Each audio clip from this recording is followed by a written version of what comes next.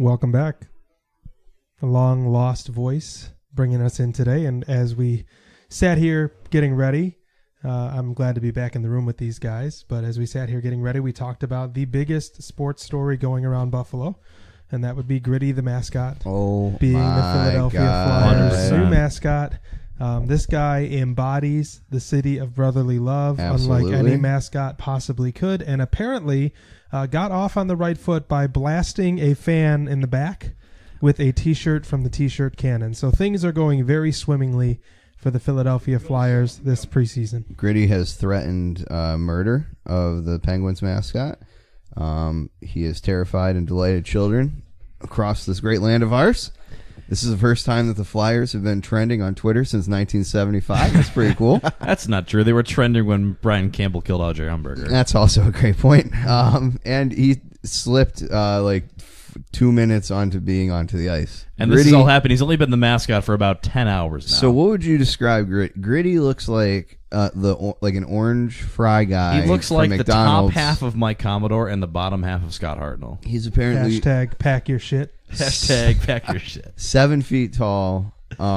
Mythically speaking, got to be a solid 380. Fella. He's packing it in there. That dude's full of cheese stick. Gritty's not winning over everybody yet. There were some boos at the Wells Fargo Arena tonight, but that's okay. He's going to win them over because he's Gritty.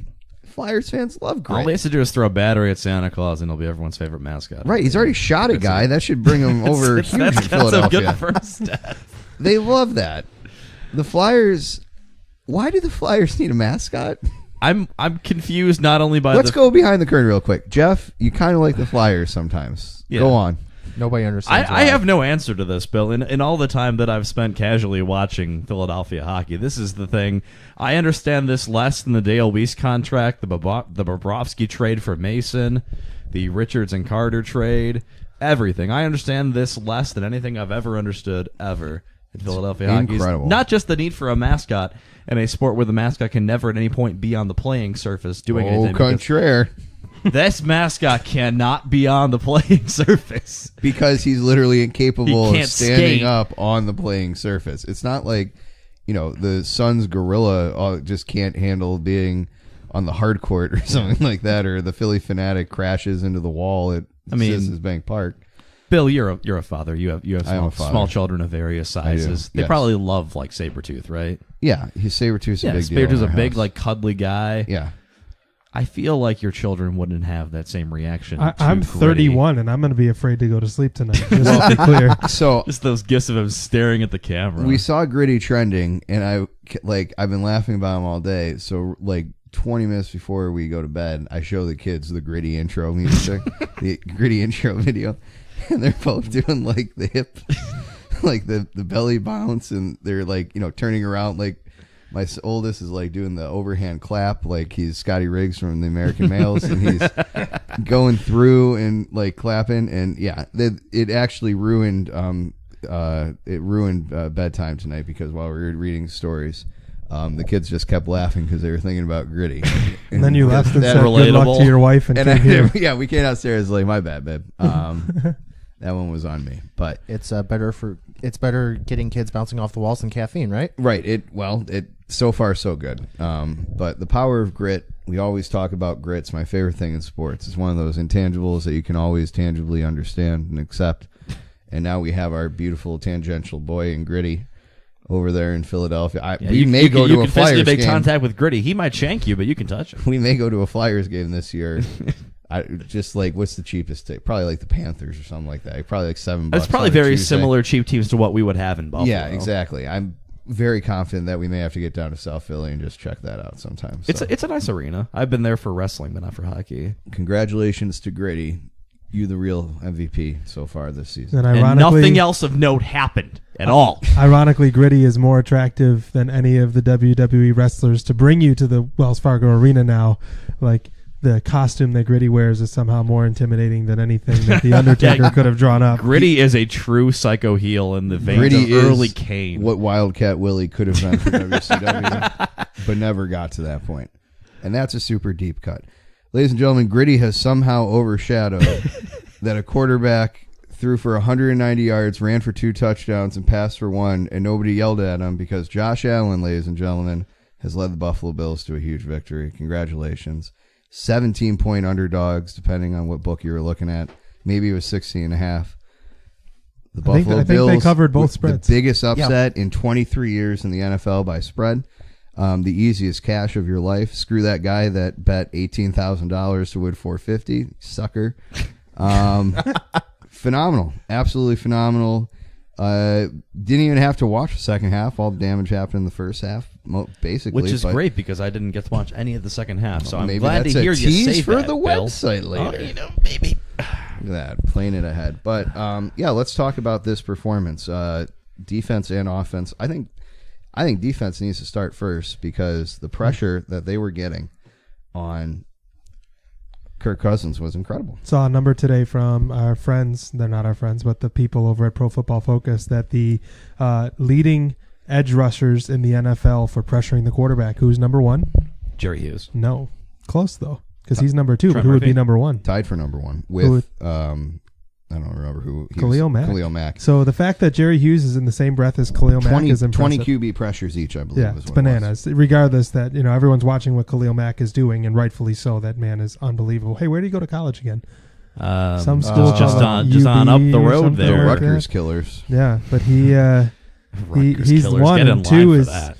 2 is Jerry Hughes, who maybe a bit of a resurgence. It's funny because I thought he might be on his way out with all the dead money they have already anyway and some of the signings they made, but it's looking like a pretty good idea keeping him around with some legitimate pass rush around him. He's getting back there and disrupting stuff. So him and Khalil Mack, 20 pressures, edge QB pressures this season. Jerry Hughes had 15 of those 20 in this game against Yeah, Vikings. I think I Unbelievable forget where I saw it. It was like the performance. highest ever single game output for that stat since I started I tracking mean, it. just an incredible game. He had back-to-back plays where he was unblocked. I don't mean that he shed the block. I don't mean that he was unblocked. He got off the line so quickly. with Star the tackle couldn't Lachula get there. eating up literally 4 blocks at a time. what he does. Who's left to block Jerry Hughes? I was so They glad to see put Kyle Star doing Rudolph that. over there, and it didn't matter. It was, it was an awesome performance. And a lot of what the storyline about this is, well, Minnesota had a quick turnaround. Minnesota's playing on Thursday night against the Rams. It's a big game. It's a potential NFC playoff preview, all that. Very little has been made of what the Bills were doing, and the Bills took advantage of every defensive pressure and turnover. They cashed in almost immediately, and they played as efficient a game on offense, at least in terms of the first half. And honestly, in the second half, they just sort of sat on it and killed any chances of momentum. Once Matt Milano got that interception about, 6-7 minutes into the third quarter, it really felt like, okay, no, like they're not going to get anything going here despite all these offensive weapons. And Dalvin Cook was out for the game, but I don't think, Latavius Murray is one of the most serviceable backups in the league. Their And drop-off at Latavius- starting running back was much worse, less than the Bills starting Ivory and Latavius Murphy. Murray had 2 touches for 1 yard, just to be clear. Yeah, I mean, Non-factor. 2 carries the for game 1 yard. plan. How many times did Cousins throw? 55 times? 55, I think 40 it to was. 55, 296 and a touch. Nothing, because he just wasn't. There was no depth to the throws. There was no ability. The Bills were tackling fantastically, I thought, as well. They weren't letting these guys get behind them. This isn't right. Thielen had like 12 catches for 30 yards. It's Right. bananas. Fine. I mean, and that's their game, too. Like, Thielen and Diggs, especially Diggs, but Thielen as well, they're both guys that can catch it short and then kind of make the big play out of that. Thielen was, Bills just weren't allowing it to happen. Thielen was 14 catches for 105 yards, but most of that was late in the game. I mean, I was most way of it, off, but- yeah, but still, it was late in the game when the Vikings had no chance to come back, and the Bills were just playing soft, keeping everything in front of them. We're talking about defensive performances too, Jerry Hughes, and their defense was not very good the first 6 quarters of the season and has been pretty good the last 6 quarters. But what I find interesting in the midst of that is with how often they've been cooked and burned, and maybe I'm wrong because I don't have stats on this, Trey White has not been beat. No. He Not did by a very, anybody. very good job against Yes, Diggs. against Keenan Allen. Keenan Allen didn't do squat that game. I mean, Mike Trey White Williams has and not Melvin been Gordon cooked. were the ones hurting in that game. Every time someone has been cooked, it's been Taron Johnson, it was Vontae Davis, it was Phillip Gaines, and Trey White is a name you have not heard, meaning he's not committing penalties and he's not getting beat. And man, does that look like a stud first-round pick, not just a little one-year wonder. I was super impressed by Trey White so far this year. Two positions you never want to know the names of is your backup cornerback and your offensive lineman. And Trey White has done a very good job just doing his job and not being mentioned by announcers ever, because guys against him aren't getting the ball thrown at them. Now, how much of that is because there's not a lot? They're starting Ryan Lewis now as the opposing cornerback, a guy that they picked up off the Patriots practice squad towards the end of the preseason. How much of that is because you'd rather pick on Ryan Lewis versus how much of it is throwing away from Trey White? If they're willing to just keep going after that and not having great success with it, and then you're ignoring your top offensive weapon in the passing game, then by all means, go right ahead. Like, that's fine. That if you can take one of those guys out, and that was kind of one of the storylines going into this was, okay, you have two guys in Diggs and Thielen. Like I said, I think they're two of the top 15 wideouts in the league. Thielen's a little bit more consistent. Diggs is a little more of the burner, and he can be a little more up and down. They put White on Diggs, and you barely hear his name for the rest of the afternoon. That is such an advantageous position to be in. To even take out one guy, then that at least you know where the ball is going on a lot of these plays, and if you know where the ball is going, then you can gamble a little bit more. You can be a little bit more anticipatory, and in that sense, the Bills were able to, keep things. Like I said, they kept things in front of them. They weren't making dumb penalties for the most part. And they were able to take one of the best offensive weapons in football just out of the game. Diggs was a non-factor. Playing the role of dumb penalties was the Minnesota Vikings the entire first quarter. I don't flag know after flag thrown on them, and they were frustrated. Extremely uncharacteristic for that team. Although the last time they had it, they are prone to these meltdowns. Like somebody was saying today, the last time they had this meltdown was the NFC Championship game, where they were a better. On paper, it looked like maybe they had the advantage against Philadelphia. They were at least the betting line favorite, and completely collapsed in that game. And there's audio of them saying we're being out schemed in this game. Well, I think they were just straight up looking ahead. I mean, this is the case of a top 10 college team at home, 30-point underdog comes in, and usually it's just you're getting a scare. You don't usually get beat by 21 on your own field. And it just goes to show this isn't, Alabama versus Louisiana Monroe. It's a different game. All 32 NFL teams on any given day are capable. What happened with the Browns last year, extremely fluky. I mean, the Pythagorean record said that they were, 3 or 4 wins. The Bills showed you nothing in the first 2 weeks. They obviously were not paying attention, and they were actually able to keep within themselves, deal with the blow and the embarrassment of the Vontae Davis situation, came together and came out and played. I think that turned that into some fuel defensively. The 6 quarters since Vontae Davis retired, they played like an entirely different group. And just fire in all those guys. Lorenzo Alexander, Jerry Hughes, Trent Murphy, all those guys who were non-factors for 6 quarters, like Steve mentioned. Suddenly you can't look up on a play on defense without seeing Jerry Hughes rushing directly at Kirk Cousins. They are renewed, and I think they took it personally that a member of that team felt it wasn't even worth finishing out a game with them. That would piss me off as a player if somebody just up and quit in the middle of a game on me, just like, bye, I'm done. So I can see that, and it does perfectly correspond with that. The shifting over to the offense, LaShawn McCoy out, I think that just added more speculation that the Bills weren't going to be able to do anything. He's in whatever limited capacity we've seen the offense so far this season. He was probably the best player, at least in the San Diego area, in the Los Angeles game. Maybe not so much in the Baltimore game where everything just sort of looked bad. Whatever they were able to get out of Chris Ivory, he looked fine. I don't know what his final numbers were, but he ended up with 56 yards, averaged 2.8 yards a carry. Like they were just sort of running him into the line just to change it up. It didn't really seem like they were doing a whole lot with him creatively, but given that we went through a season of watching Mike Tolbert run fly sweeps. I'm in halfback pitches. I'm totally fine with just taking your bruising running back and just crashing him into the line and hoping that he falls forward after getting a yard. There were a few times where it looked like Ivory was like thinking he was trying to channel his inner LaShawn McCoy or something, trying to wait for blocks to develop instead of just going forward. But for the most part, he was just being a bruiser and plowing straight ahead. But there were a few as like, what are you doing? You're a 250-pound running back? You're not that nimble to be waiting for blocks to develop and starting and stopping. Yep. No, you're right. And I kind of thought this was a chance for Murphy to get a little bit more shine, and he didn't really do a whole lot. Didn't get much opportunity. Didn't get much opportunity either, and that's fine.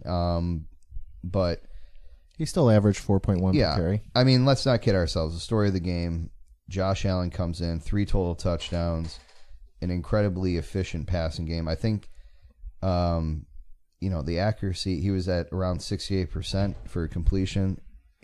He looked comfortable. He didn't look rattled going into a tough environment. 3 humongous drops. And, right, they're not going to help him out with this receiving core, which we've known. We've said this from the beginning. Rough. The supporting cast is not good. It's rough out there. He didn't let it get him down. He's got, forever enshrined on multiple T-shirts by just about every single local company in Buffalo that makes a T-shirt right now. And 2 rushing touchdowns, throws for another. About as good a half of football as you can expect from anybody in the NFL, I would say. And as far as rookies go, he shined. He had He has had the best performance best 1/2 performance of anybody that's been a rookie so far this season. We cannot forget, though, or maybe with you guys not being able to catch the whole game, he fumbled 3 times.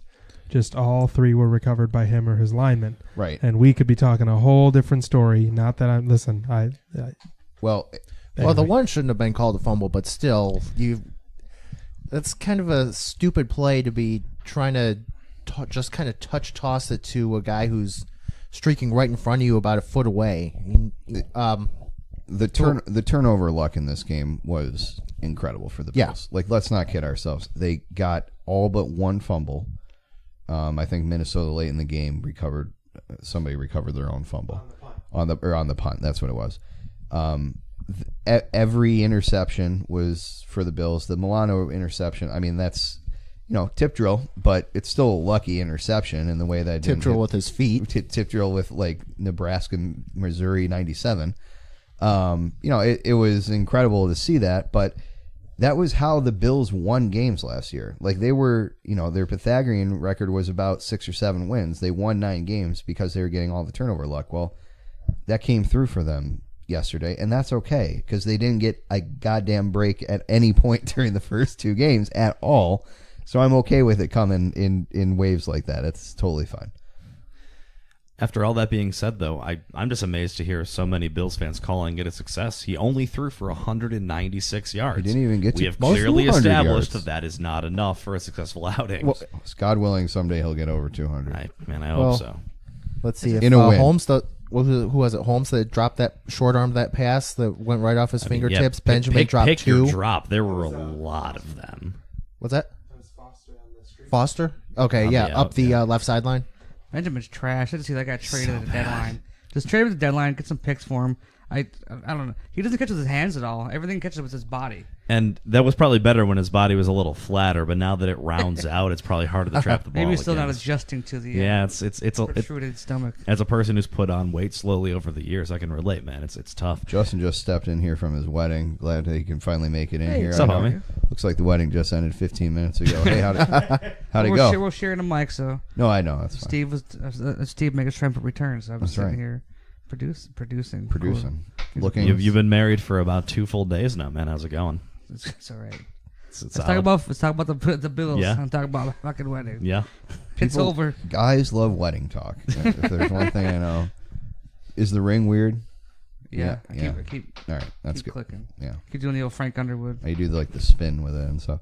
Anyway, yeah. So this was a template from what the Bills were successful with and what their game plan was last year, and they executed to perfect success. They had short fields, and they cashed in each time. Like, that's part of it too. You got, instead of settling for field goals, they were getting touchdowns, and that kind of just further disillusioned the Vikings into whatever it was. Like, I mean, I understand why people are talking about the Vikings, because that just, I can't believe that that's one of the 5 Super Bowl favorites, that was the performance they provided. It didn't make sense. It was so poor in what they put out there. Like, we can't say this in Buffalo, though, because we get in trouble, as I've learned a little bit over the last couple of days. But I think this game is more of a narrative to the Vikings looking past the Bills. I think that they thought it was going to come easy, and I know that sounds like such a cliche, but we've seen it in sports how many times. They might have been looking forward to Thursday against the Rams. Every single fan is saying they did, this is the Buffalo Bills. And if you have any bit of that mentality, as you alluded to, Bill, these are professionals that are going to make you. And the other part with the Vikings is they never established a thing. They couldn't even get a first down. No. And when you can't get any footing, when you stumble out of the gate and you find yourself down 14 points to any team, it's playing from behind is never going to be desirable. And I think it's just a narrative of the Vikings came out, they got punched in the mouth, they didn't think it was going to happen, they were shell shocked. Yeah, and when you talk about narratives, maybe it was just me coming in the second half, but boy, there were a whole lot of sad crowd shots, and it felt like, CBS is not, they broadcast the AFC, and they announced the first 3 weeks, and everybody was surprised when the Bills Vikings drew the number 1 team in Jim Nantz and Tony Romo. And to me, it seems like, it seemed like there was going to be a story talking about, a lot of people in Viking helmets, blowing their horns, cheering mightily for the home team as they go up 23. And I think a lot of what they were building on as far as a storytelling mode was going to be how great the fans of Minnesota were. And then they ended up having to do a bunch of sad crowd shots of just people shell-shocked wearing, purple makeup and suits. And it was pretty amusing. Oh, I think my mic just got cut out here. Hold on. No, it's the headphones. Okay, good. I bet you people are still hearing this entire thing. That's fine. Well, it was very funny to see that, and then to kind of drop in, because you could tell that was the story that they were trying to tell, and it was, ripped away from them very early, and they had to kind of think on the fly. Well, how are we gonna reshape this storyline? Because there were so many, like the entire fourth quarter, after every play, it was just sad Vikings fan, Sleeping child. You mentioned the Viking horn, and it's interesting because I watched the game from the beginning and how loud the crowd was and in full throat.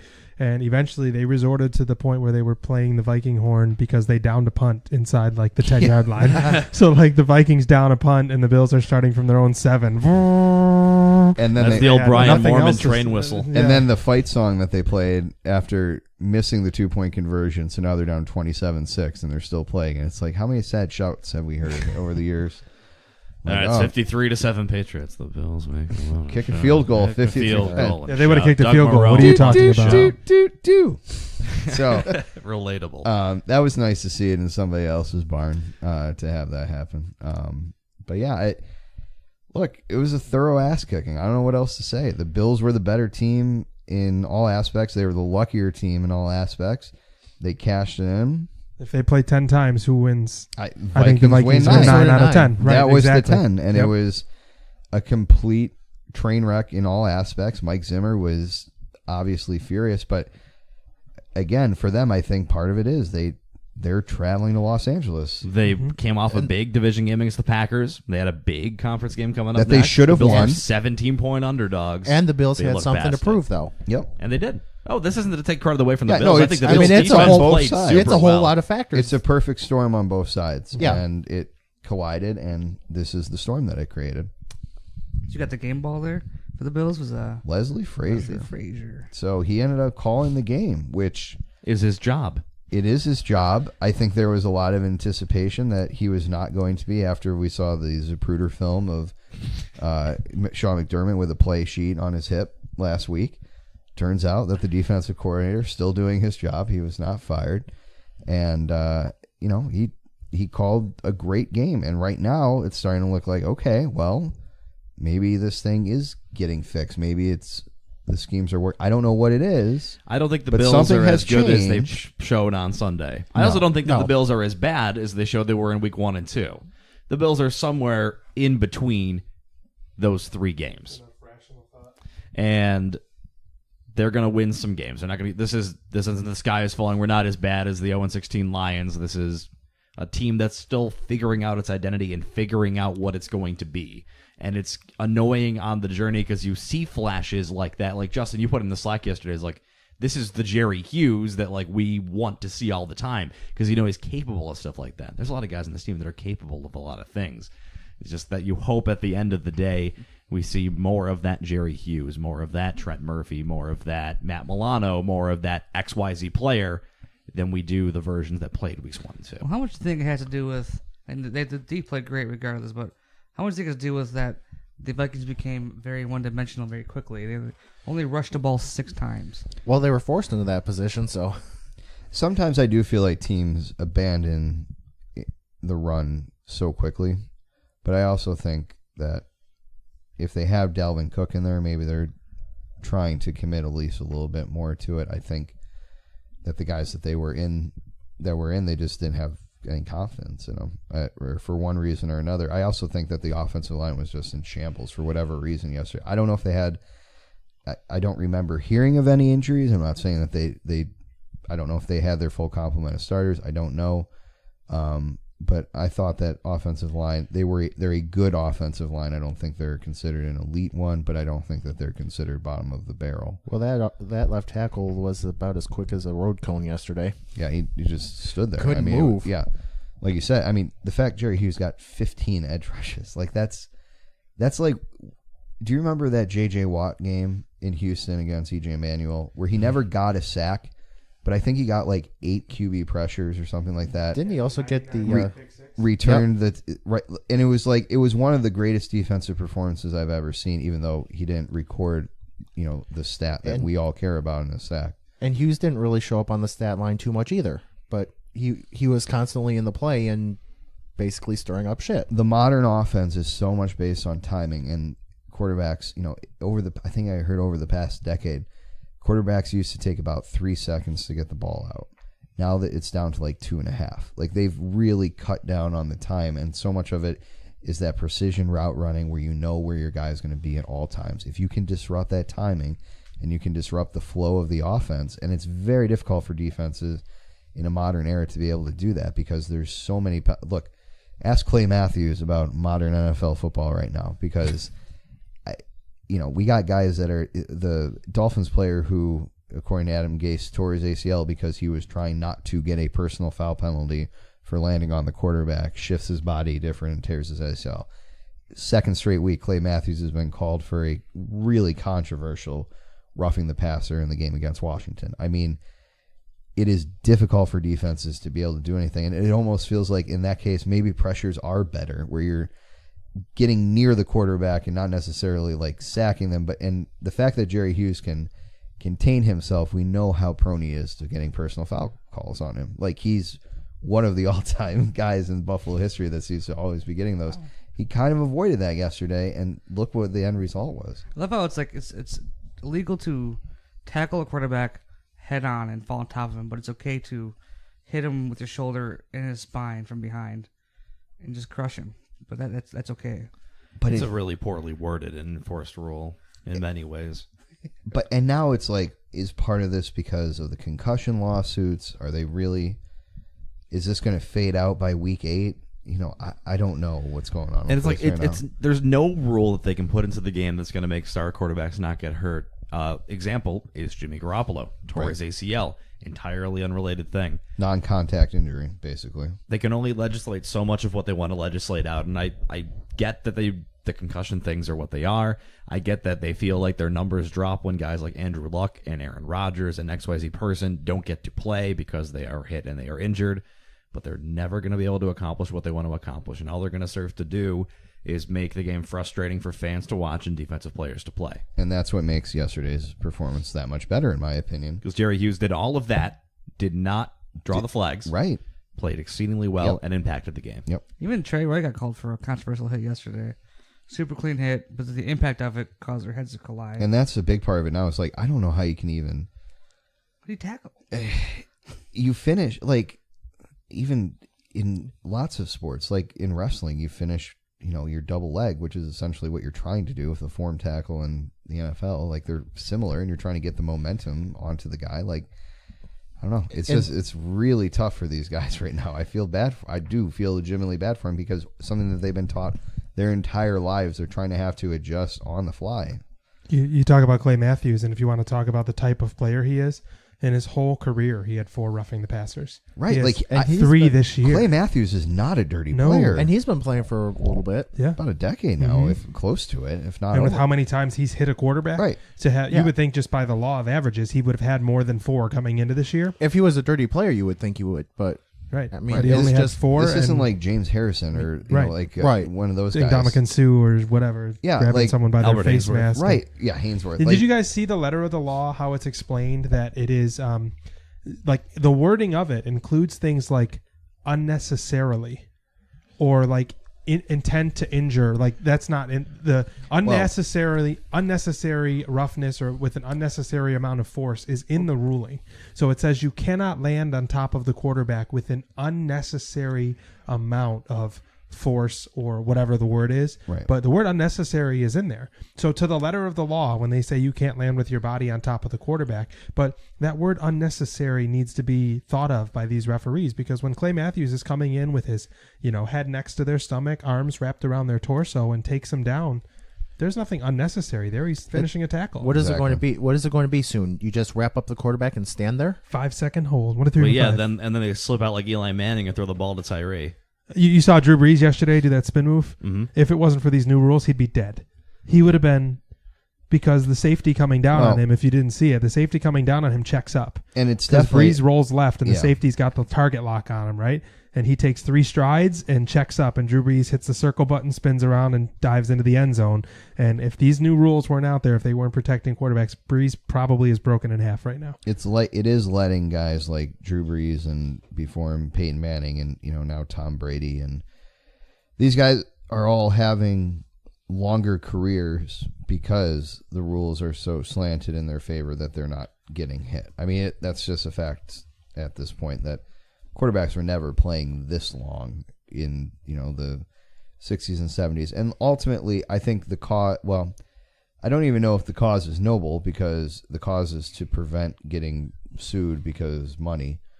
I mean, ultimately that's what this is all about. So I guess it is helping players stay healthy, I guess. So in that sense, maybe there's a nice end game with this, but there has to be a middle ground. Tough, man. There has to be a middle ground, because you look at baseball now. If you throw behind somebody, you're probably ejected even before without warning, like you're out of the game.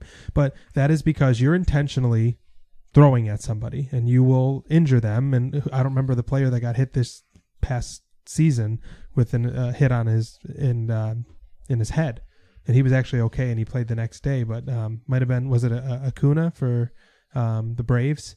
Yeah, the guy at the Marlins game. Yeah. Who he drilled him right in the head. Yeah. So that, like, rules to protect people from stupid stuff happening. Like, hey, you know what? You're not allowed to put the crown of your helmet in someone's face mask. That makes sense. Good because that is, you're going to loosen teeth and you're going to knock yourself out and someone else out. But when we get to the point where a good form tackle is even close to being called a flag, that's when we're now getting, that's like saying you can't pitch inside. If you pitch inside the strike zone, it counts as 2 balls. You know, like, what are we doing here? Yeah. Like that tackle that every tackle that Clay Matthews has been flagged for on any other player in any other situation would be the film for how you teach, peewee players how to tackle. Like, get your head under their armpit, get your shoulder in their stomach, and take them to the ground. You won't get hurt, and they won't get hurt. Except for Justin just pulled up a picture of Gritty in the background. We're coming full circle. Right. But that's the Jesus, I didn't even see that. That's the textbook and the form, that tackle, and because of these new body weight rules, these are significant. It cost Green Bay the game because of protecting the quarterback. You mentioned the Atlanta-New Orleans game, that safety checks up. Yeah. Let's say that the safety checks up and Breeze doesn't roll out. He tackles him and falls on him. Gets called anyway.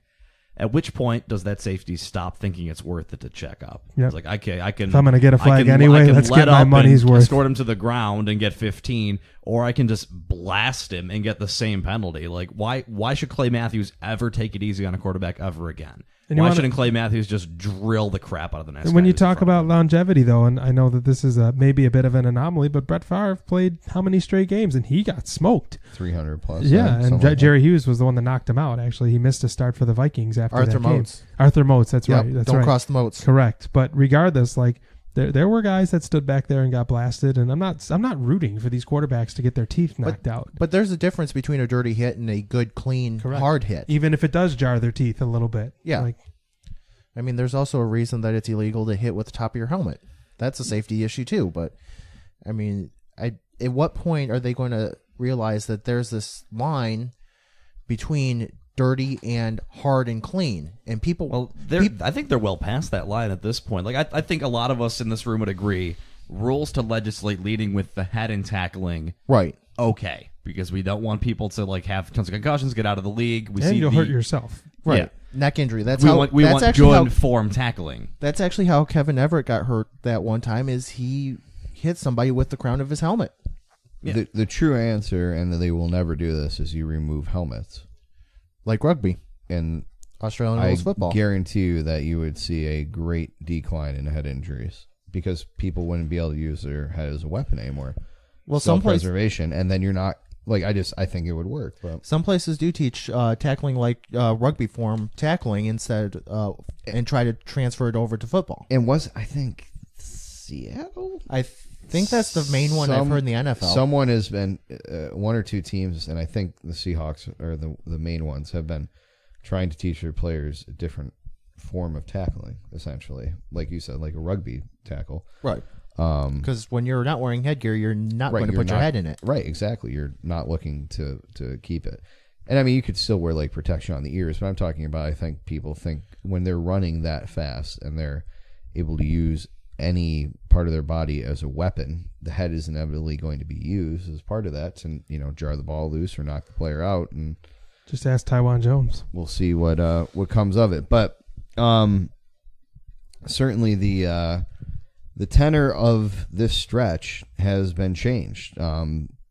It looked like the Bills were staring down an 0-4 start. I think most of us in this room predicted as such. I don't think it was crazy if you were trying to be realistic to assume that the Bills were going to go into one of the prohibitive NFC favorites buildings this year and win. I mean, they got the Packers and Vikings on the road, and they got the Lions and Bears at home. I mean, that's a tough split when you're trying to win. If you're breaking down that 4-pack You'd rather of flip games, that.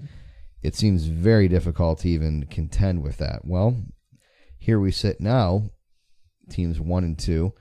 I've yet to see a line. I know that they're out, and maybe Justin, if you 10 want points. 10 points. They are double-digit underdogs yet again. But 10 points is much more respectable, I would say. Everything that could go wrong did go wrong for Minnesota. Is that the case for Green Bay, a wounded Green Bay team that also lost, as I believe they were a favorite yesterday. Maybe they were a short underdog, but a 1-1-1 Packers team now that has a sense of desperation as well, I think. Can Bakari Rambo play?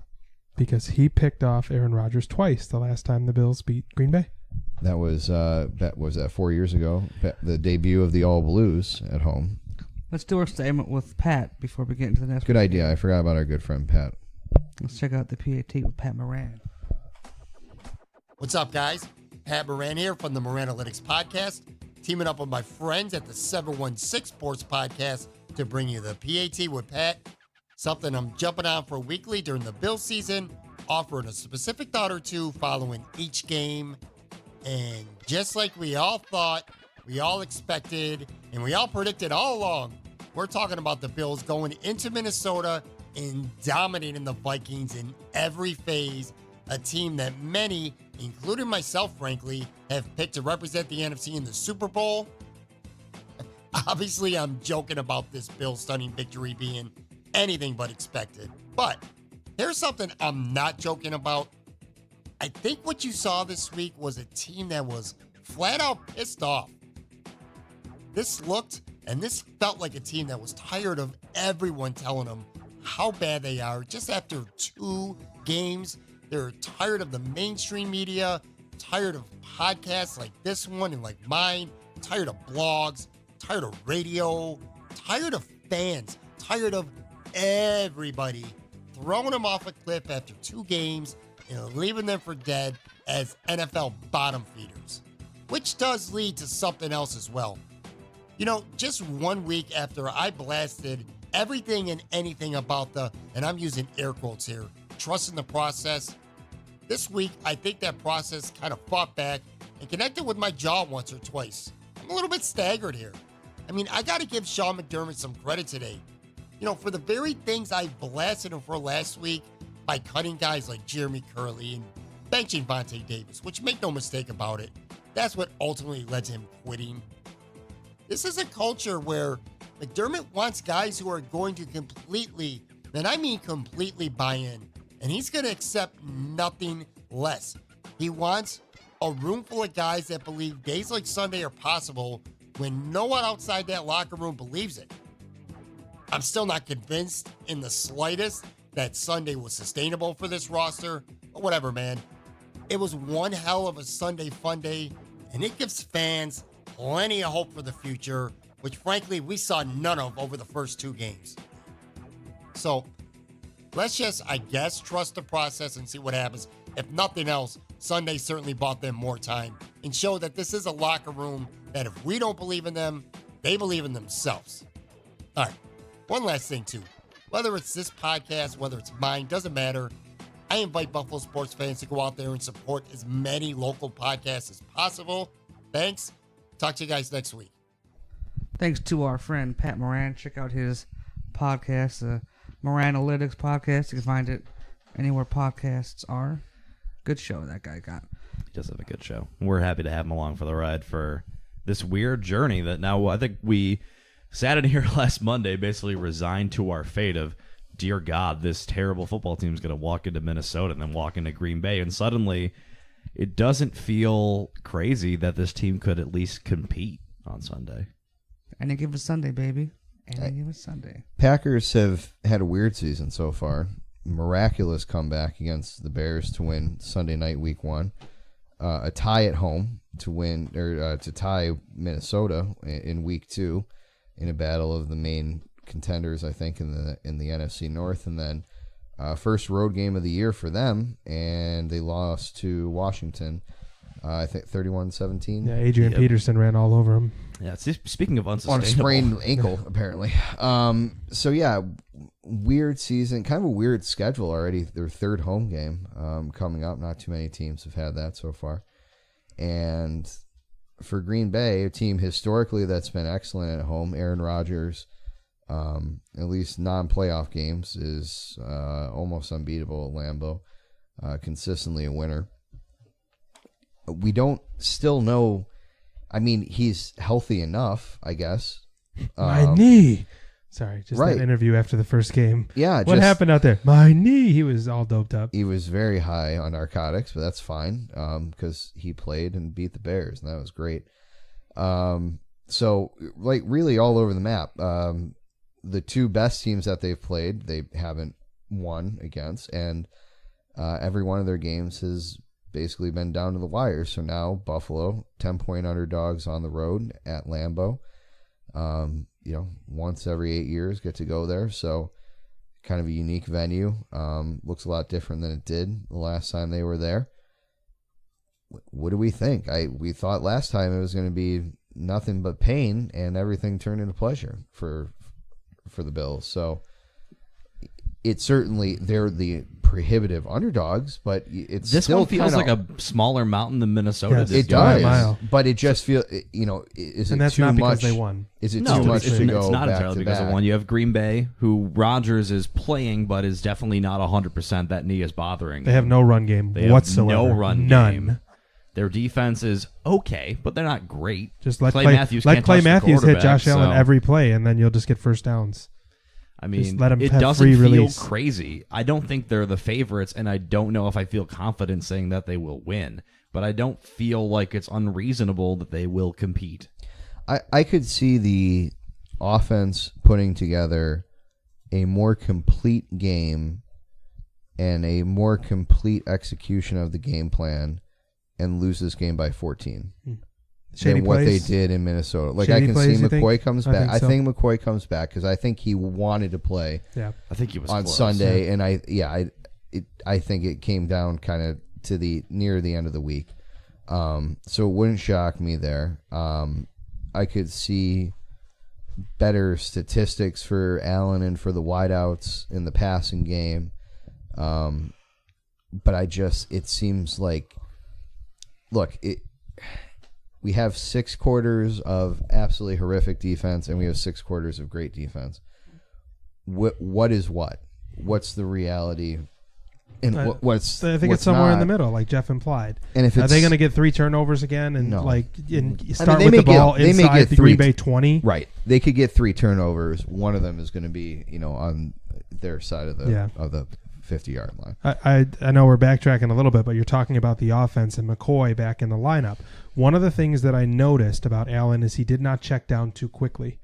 You could physically see him make a read left, make a read right, and then decide to check down. Now, one of them was the design bubble screen to Charles Clay that was excellent, which then set up the touchdown to Kroom because they faked that same play again. That was the best offensive and he play they looked called left. all year. He looked left. He faked to the bubble, and Kroom was wide open. You saw And he the looked linebacker. he looked off Sendejo, correct. too. But I noticed like a lot of the times when he was throwing to the running back, it was after quite some time, like that long completion to Ivory.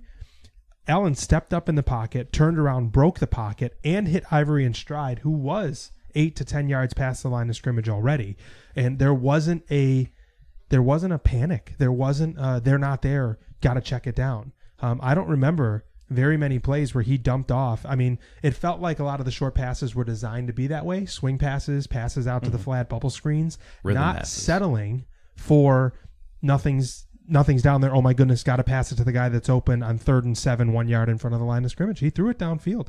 I thought he really did, and I thought there was patience. And even though it looked like the pocket was closing, he didn't panic. And maybe sometimes he fumbled or made a bad throw because he didn't get rid of it quickly enough. But I was impressed by that. And if you read my story on 716sportspodcast.com, I'm quick to say that this does not prove much about Allen. I am not all aboard the Allen train. I'm not ready to hand him the keys to the city or anything like that. But that's one of the most encouraging things I saw. We gave T.O. a key to the city just for showing up. Correct. So I think Right. Allen has earned a key to the city. He's been here for multiple weeks. Yes. And he hurdled that one guy. And he did hurdle that He one hurdled guy. the 6'5" I've never linebacker seen Barr. Yeah, so on that note, I don't know if I've ever seen a quarterback just dominate a linebacker the way that Josh Allen spent a half just dominating Anthony Barr. He beats him to the corner for the rushing touchdown. One of the he better stiff arms him for a horse collar on linebackers the in other the league. side. Yeah, Anthony Barr is a Pro Bowler, and then he just straight up jumps over him. Like it's not a matchup you ever think about. Like you think about like the quarterback of the offense, the quarterback of the defense. You think about like wide receiver quarterback matchups. It You just think looked- about tight end linebacker yeah. matchups. He just dominated Anthony Barr. Everything looked off to what we think Minnesota is, and they're a prime team right now. We are all aware about what they are. We see them on national TV a lot more now. They just didn't look right. So Josh Allen also dominated Nate Orchard in the preseason.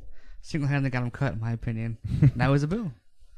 But it's fun to see what he's playing doing, the though. long game. It's fun to see what he's doing. He's not playing poorly, I feel like. no, But he's doing it with a terrible cast in front of him, like I said earlier in the show, with the receivers and not in the subpar O line. Also, you look at what everyone's like. Oh, look at Patrick Mahomes, but he's also playing on an Andy Reid coach team with superstar receivers and one of the fastest running backs in the league, in Kareem Hunt. It's like different. and I mean that's a whole systemic thing where just the Chiefs system.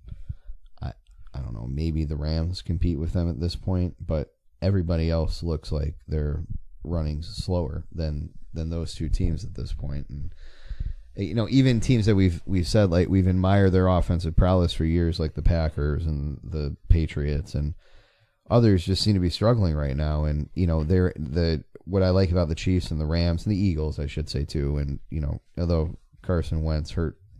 Coming back from a major injury, we'll see once they get things going. But not being afraid to use spread elements and not being afraid to take in RPO concepts and all of that, then you can actually have have the offense in full that they want to have. And Josh Allen, I think, is capable of doing those RPOs. We talk about weapons, and I don't even know if we can evaluate Allen this season because of the lack of weapons that he has, and I know that could be an argument for previous quarterbacks that were here as well. But it's going to be tough to evaluate, especially like when we talk about the lack of talent. The guys that are not supposed to be on that list are Calvin Benjamin and Charles Clay. Right. And Benjamin had the big drop on the sideline, and Clay on that. I don't know if you guys saw it on the would-be touchdown pass. Allen drops it in a bucket. He floated it. He did not zip it in there. It had some touch on it. And Clay reached out with only his left hand. He tried to one-hand it. Now, if there was interference on the play, he should have been trying to pull his right arm free if it was hooked, and he probably would have gotten the flag because if that's why his right hand wasn't on the ball. But there was so much time, and what I liked about that is Clay was covered. There was a linebacker in his pocket, except he threw it where only Clay could catch it. But I'm watching Charles Clay stick only his left hand out and gets the point of the football on his middle finger, and as he's bringing it in with one hand, he goes to the ground with a clean tackle and drops it. Clay and Benjamin should be the two guys that are bailing this guy out. And you have one dropping touchdowns and one dropping passes that literally hit him in the numbers on the sideline.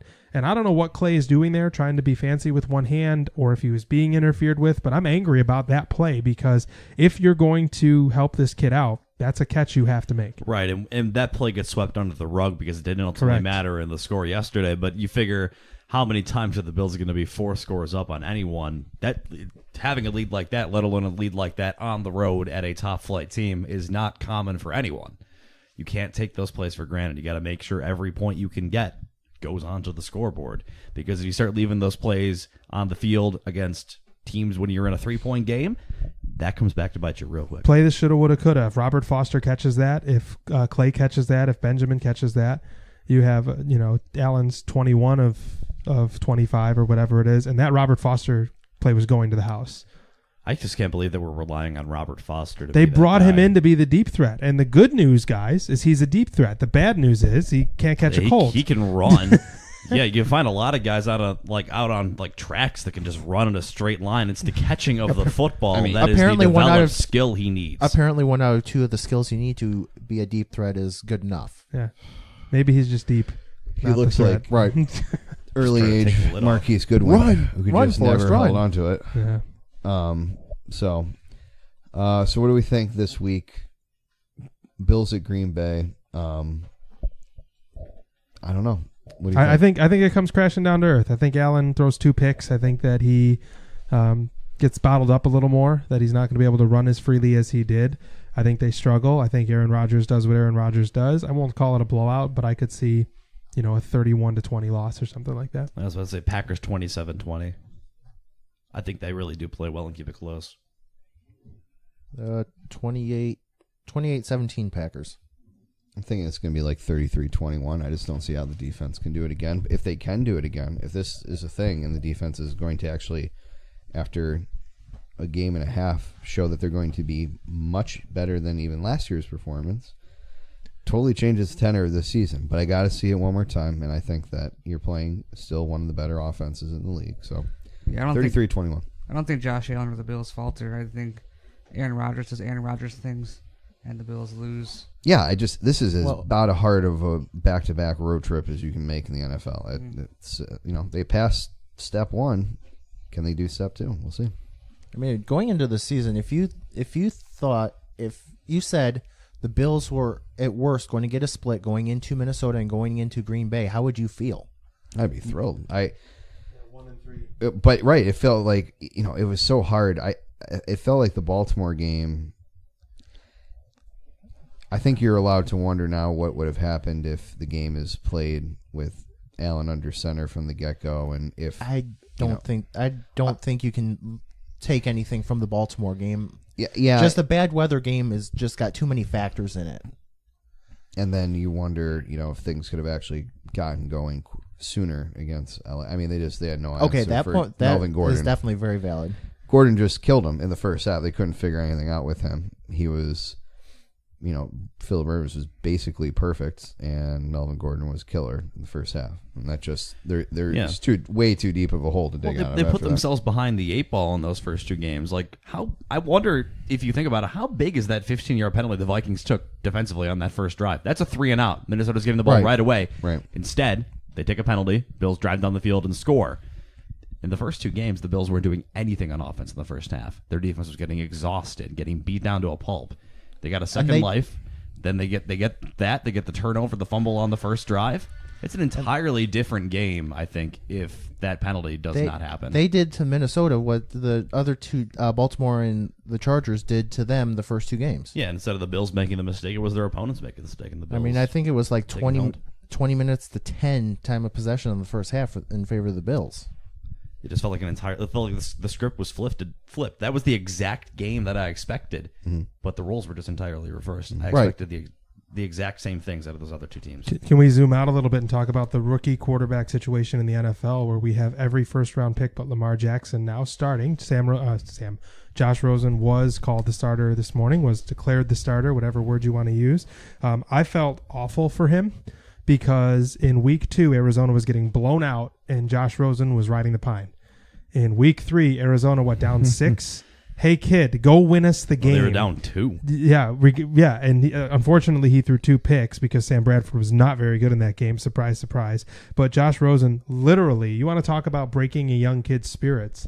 You put him in a game where everything is on the line, in a scenario that it's like giving a pitcher, in the World Series, the bases loaded and saying, you better get us out of this jam. We're up by 1. Like, it's his first NFL experience, and that's when it's like baptism by fire. Yeah, Mike McCoy might be a bad offensive coordinator. Yeah, the Steve Wilkes experience in Arizona seems to be running thin already. And then Hugh Jackson, every time the Browns win, I'm saying that's in spite of Hugh Jackson. I'm just assuming How could you say that a man who is a lifetime 2-31-1 does not deserve the success that he has that tie? My God. And then, Marvin Lewis. Todd Bowles is apparently on the hot seat. I kind of thought they were going to get rid of Todd Bowles last year. They won, 5 games or 6 games, so they kept him. I don't know what you were expecting from a game 1 rookie start. I mean, it's not like the Jets have these great, amazing options around him. I mean, Sporting Cast is comparable to what Buffalo has.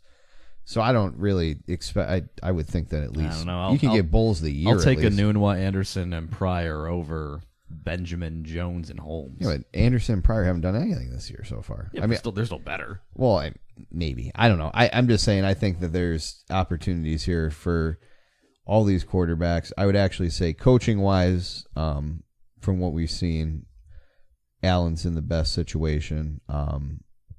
Talent wise, I think Mayfield has the most weapons, which is weird to say about a team that went 0-16, but they definitely brought in some people that could help, and Carlos Hyde and Jarvis Landry. They did a little work in the offseason. They did. And, we'll see.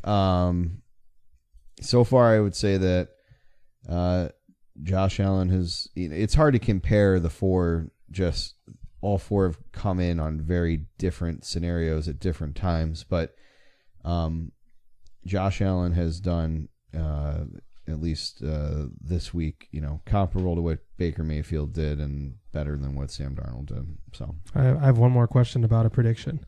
How many points will New England win by at home to Miami on Sunday? I mean, guys, we're exactly where we thought we were. The Bills just beat the Vikings and are even with the Patriots in the AFC East. And the Dolphins are 3-0 and going into the Razor, just as everyone predicted. And the Bears leading the NFC North. Every year, not every year. I remember when we first started the podcast in 2014, and we were over at Justin's old place, and we were sitting there watching Week 4, and the Chiefs annihilated the Patriots on Monday night. And we're on to Cincinnati. And the Patriots, I believe, won the Super Bowl that year. They did. Rumor has it. So let's not go counting the Patriots out. If it's week 10 and they're sitting at 4-5 or something like that, then we can have a conversation. One more about game everything. and Brady gets Edelman back and everything starts. I think the falling into place. Patriots are going to win by. I think they will put up 33 points Did against. Matt Patricia expose the Patriots? No. Here, the one thing that seems to, if you can have time of possession against the Patriots, that does seem to be something because, again, I think Brady has always been kind of a rhythmic quarterback, and I believe that the Lions basically it was 40-20. I think it was like 39-15 to 20-45, something like that. So I mean, the Lions held on to the ball for 2-1. Very Amazing when rarely, they finally had a 100-yard rusher. They were able to control the clock. amazing, right? But it was a good game plan, and I guarantee you that Belichick didn't think that he was going to have to be taking out the Lions' rushing game. So Did you see how they were double teaming Gronk? It was brilliant. It worked so well. It's almost like he was a gunner on special teams, and just like the way they were blocking him, it was Just incredible. boxing him in. Yeah. The problem with that strategy and the reason it worked this week, but it's not a long-term strategy, is once Julian Edelman comes back, Brady's going to say, all right. right, this team is adding Josh Gordon and Julian Josh Edelman Gordon, in Julian the next Edelman, couple of Hogan, weeks. Gronk, and James White. I mean, have fun. You're going to get these games against And them. those They're five, not going 16. Those five pieces feel like they fit so well together that, one more week of Edelman, I think Gordon comes back this. Maybe I don't know, but You're at most one game away probably from having both of those guys Brady back. basically said in the postgame press conference, "I want James White as my starting running back. Like, stop trying to give me anything other than." He was mad at Michelle for dropping that one pass he over was. the middle. Yeah, and I think to be fair, Michelle had an injury that apparently has been kind of rushed back on. Yeah, the Patriots are going to score 30 plus. I think easy this week. I think the end of the Miami, unless they're just going to run Wildcat. Semi again. unrelated fun fact: Ryan Tannehill is 10-1 in his last 11 starts. He's not as bad. He is. He's Andy Dalton, I think. He's the Mendoza line for how you feel the quarterback talent is in the NFL. Don't forget he got hurt, but that he was. They were making the run. They made the playoffs that year. They ended up having to start Matt Moore in Pittsburgh, but they made the playoffs. Yeah, I think he's better than he has ever gotten credit for. That doesn't make him great. He's not Brady, Breeze, Rodgers. He might be top 10 if he's actually healthy for a full season. He'd have to go through everybody, but it is possible. But enough talk about teams Patriots we hate. Brian Giunta retired, switching quickly over to the Sabres. Leafs took both games of the home and home on Friday and Saturday. Anybody watch anybody feel like there's anything to glean off this right now? I don't. The line combinations has always been interesting in practice. It looks like Skinner and Eichel are a duo for the foreseeable future. Reinhardt fell right in. Reinhardt coming right in. Contract is real nice. Yeah. And it looks like you're going to see Tage Thompson and Nylander make the team off the bat. Which is pretty cool. Thompson looked good. There were mixed reviews on Thompson. And if he makes the team, better for him, makes the trade at least initially look like they got quite a decent haul. They're going to start 4 guys that they got, or 3 guys from that trade. Nylander looks incredibly fast this season as opposed to last. And stronger. I think he's finally catching up to the speed of the NHL game. Yeah. Do you think he was the guy they were talking about with the video games? Nylander? No. No? Okay. Just because I still try to figure that. I think they've narrowed it down to somebody on like I think it's Ducks or the I Kings, think it's a right? Devils prospect. Or Devils, okay. But anyway, it's great to see. Like, these are the good youth. With all due respect to the entire Amerks roster this season, these are the guys that need to come through, and good. They should be pushing. I'm nervous, just for lack of better terms, about guys like Baptiste and Bailey, because I believe they have to clear waivers, right? At least one of those guys has gone on waivers. And Justin and I got in a little spat on Slack because apparently he's quite a Johan Larsson fan, and I'm ready to cut ties with that guy. He has not been relevant since he played on a line with Giunta and Foligno, to me. They had some chemistry and they played well. I just don't see much from him otherwise. I just think that that's going to be a role that Berglund or Sobotka is going to fill in and play. But I'm excited that, how many faces on this roster are going to be the same as who played opening night last season? It's not going to be a lot, but I'm very excited for what we've seen so far. You can see what Larson. You saw what Larson could do when Ryan O'Reilly went down not too long ago, and then he was playing the best hockey of his career. And then Andy McQuaid scumbagged up in the corner. Has not been the same since. But he looks irrelevant this preseason. Him and Gergensons both do. And I think if you're trying to clear one through waivers right now, it's going to be Larson. That is probably easier to fit through, but wouldn't be surprised if both. I don't think. I feel like someone would much rather scoop up Johan Larson, a proven defensive matchup centerman, over Zemgus, who's had about 10 points since we started this podcast. I think one or the other make the team. Not both of them, but one of them. I don't even know if one. I don't know who will fill the spot right now, but I think Bailey and Baptiste just aren't gonna make it again. But I don't know. It's weird. It's going to be interesting to see what they do with those two, Gergensons and They have to do something with those four guys and C.J. Smith and a couple other guys where sooner or later they're going to have to decide whether they're here or there or just going to get rid of them. Because I feel like Bailey and Baptiste just swing up and down. Right, you can't. And yeah. they don't benefit. No, put them there it's or not here. doing anything There's nothing good. We're gaining from this. Yeah. It looks like Hunwick's going to be on long-term IR, so that clears up the defensive logjam a little bit, that if they wanted to, they could keep 8 and leave 2 scratched and not have to worry about waivers, because guys like McCabe, who I think will make the team, but guys like McCabe would have to clear waivers. Casey Nelson does not, correct? Is he still on a 2-way deal? But I don't know if you want a right-shot defenseman who's proven to be pretty good with the puck getting sent down to the minors. So McCabe's going to be playing with Rasmus as a it looks starter, that way. right? I mean, so you can't. It looks that way. Send him but down. and the other guy, I mean, he played. He's changed his jersey number. Do you know who I'm talking about? Not Jack Eichel. Who else changed his jersey number? But Zach Bogosian is now number 4. If you didn't see that, changed his jersey number 4. But he looks good. I'm not like no one's ever said he's not a good player because he's never healthy and whatever, and that's the issue. But the dude is competent. There is a noticeable difference in both the defensive and offensive zone when Zach Bogosian's on the ice.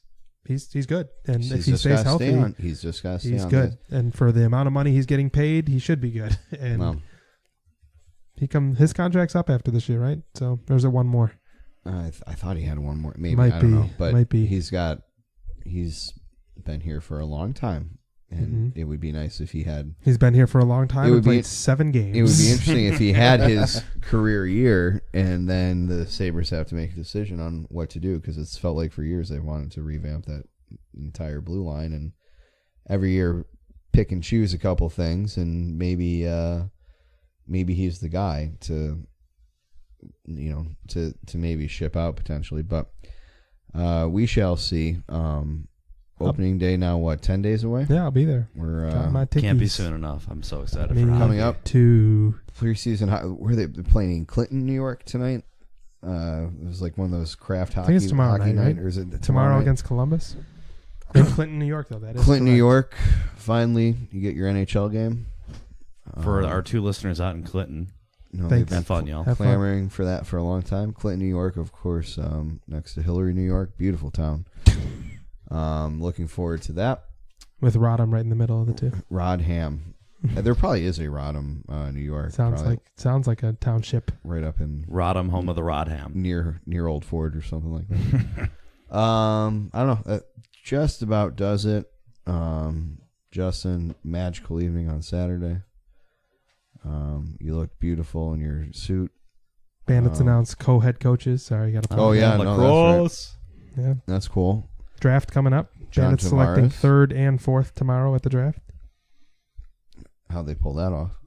Trade. Being really bad and owning the other really bad team's pick. Good The move. only reason it's not 1st and 2nd is the expansion teams pick ahead of them. And where are the expansion teams again? San Philly. Diego and Philly. Ah, With the Bringing Rochester back the Nighthawks wings. moving to Halifax and Pagula Sports and Entertainment launching an expansion team in Rochester, which will be called the Nighthawks and keep the colors, of colors purple and everything, teal. right? Yeah. Keeps the history. They're literally Do all the person do all The the players history who goes live to in Halifax. Rochester. So if all the players who live in Rochester, this is not a which full is like none of them. right. But do all those guys go to Halifax, Nova Scotia, or is some of them going to stay here? Well, Halifax, I didn't know this. You can yell at me for not knowing my Canadian geography. It's like 13 hours northeast of here. It is it's nowhere. a haul. It's a It's marathon. in the middle of It's fucking maritime. nowhere. Yes. Yeah. So for these guys who would They're on live over Atlantic the border, that would drive down to Rochester the 4 hours to get there, like someone like Angus Goodleaf or Yeah, it's 9 hours Sid Smith. northeast to Halifax. Now they're driving 9 to 10 hours. I don't know how they're going to do that, but See, a lot of those players are going to sign other places in free agency. I think so, but including there's a couple free agents out there, Matt Vince, that still haven't signed anywhere. He is eligible to make a lot more money in Rochester, but there's a rumor, and this is, please, I did not hear confirmation of this, that he may not want to play in Halifax. So he might be looking to sign that one more deal. He played Canisius, long pole defense at Canisius, but if he wants that one more deal because he's in his mid-30s and he's looking for that 3-year deal to close out his career, we'll just leave it at that. I'm not at liberty to say. Have fun out in Colorado, Vino. God, I almost don't want it to happen because every year I sit in this one section for my season tickets and just these two kids behind me, every Bandits goalie, it could have been Cosmo, it could have been anyone. Just every time there's a goal that comes in, they just turn to each other like, man, I wish we had Matt Vins. It's like, I just don't want them to ever be right. Yeah. It's a personal thing. He'd be great here. He's a great goaltender. But yeah, a lot of free agents haven't signed. Apparently they're trying to get some bargaining in the CBA, all kinds of fun stuff. So I've actually had the PLPA like stalking my social media because I tweeted a while ago that the reason free agents aren't signing is the upcoming CBA negotiations. Mm-hmm. And now all of a sudden the union's like trying to be friends with me on Facebook, and I denied the request because I'm like, get away from me. But I don't know if you guys even give a crap about the explanation, but a lot of players make the league maximum and then they work for the team and get paid under the table more than the maximum contract allows. But it's not, they're not getting paid to play. They're getting paid to go to schools. They're getting paid to, so the CBA wants there to be more legitimate money available and the owners don't want to pay it out. So the CBA is saying, raise the maximum contract, stop paying guys under the table, make it more, make it a more competitive salary to play. Yeah. And the owners that don't pay guys to work at the ticket office or to go to schools or to make media appearances are saying, no, we're not paying more. So the players are trying to use the non-free agent signing as a bargaining chip. Like, fine, we're not going to sign. And the owners don't care because they're going to sign somewhere. Right. But so, yeah, there's a little peek behind the curtain of the riveting National Lacrosse League news. I'm just glad that Philadelphia is back with the franchise. Agreed. It feels right. And the logo looks sweet. And then the Vancouver Warriors logo is uber weak. They went black and gold, totally trying to rip off the Knights, the Golden Knights. And I really can't tell if the logo is a V or a W or what the hell it's supposed to be, but it's not good. It's no Colorado Mammoth rebrand. No. But yeah, they're owned by the Canucks now, so that'll be good for them. So have you seen the Philadelphia jersey or just the logo? No, the jersey. It's sweet. Yeah, you have seen. Yeah. Yeah, because I was down in almost as good as the Black Wolves. The Black Wolves did a great job. That's really anyways, because I was down in Philly this. I was down in Philly this year and saw the black jersey. Yeah. Yep. The Mammoth don't have the ski slope thing anymore, with the tusks of the woolly mammoth. I'm assuming that's what they were going with since they were called the Mammoth. Yeah. Yeah. Well, okay. Well, there you go then. There goes my contribution with National League Lacrosse. So that's it. All right. I think that's just about does it. Justin, you want to say anything to your bride? I'm just gonna, okay. He just said no while drinking a Heineken, so we will call it a night. Thank you for joining us. 716 Sports Podcast. Check it out. Got some material on there. Steve wrote something. There will probably be something else coming up at some point as well. Twitter 716 Sport Podcast, Facebook 716 Sports Podcast, and then you can subscribe on Apple Podcasts or any of the other music services. You can follow us on Snapchat. Yep. Shoot us a like on Friendster. Yep. And connect with us on LinkedIn. You still run our MySpace? I definitely still run the MySpace. LinkedIn. We got 7 spots left in our top 8, baby. Come get them. Yep. LinkedIn, we're doing a lot of cool stuff. We're saying congratulations to people on lots of different posts. Pretty cool thing that we're trying to get out there. Pretty innovative. So check that out if you remember your password. If you don't, just get a new job and you should be able to sign up with your new work address. So again, great stuff that LinkedIn's doing and proud sponsor of the 716 Sports Podcast. We'll talk to you next week. Thank you.